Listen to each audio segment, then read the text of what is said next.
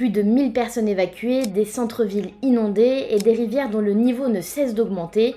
Après Rennes, Redon est sous les eaux. L'Ille-et-Vilaine subit des inondations massives depuis dimanche et le pic de crue n'est pas encore atteint. Tempête Éowyn, dépression Herminia puis dépression Ivo, les fortes pluies s'enchaînent dans des secteurs déjà gorgés d'eau.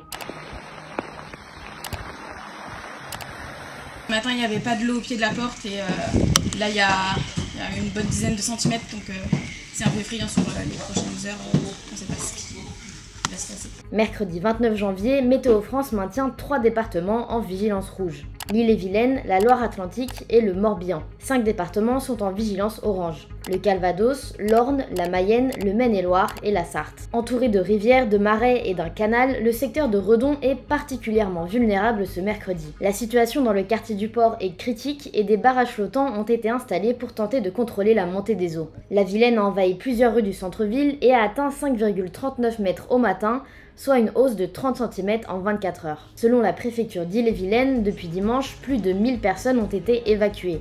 Ça commence à monter, là on est à votre disposition, on vous emmène, vous allez être au chaud. Je sais que c'est votre chat qui vous inquiète.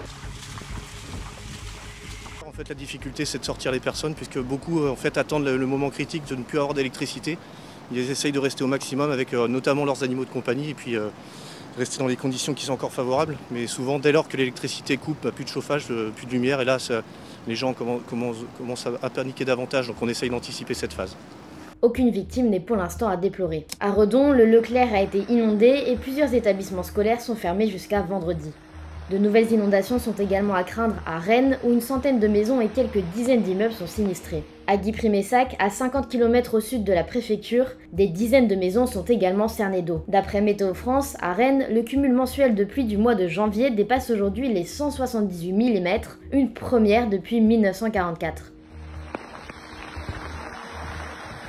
C'est une situation tout à fait exceptionnelle qui manifestement dépasse l'histoire connue, en tous les cas, en matière d'inondation sur le territoire. J'ai donc décidé d'enclencher la procédure accélérée de reconnaissance de l'état de catastrophe naturelle. A déclaré François-Noël Buffet, ministre auprès du ministre de l'Intérieur, en visite à Rennes mardi. Le pic de crue devrait être atteint ce mercredi dans la journée et la situation devrait s'améliorer à partir de jeudi.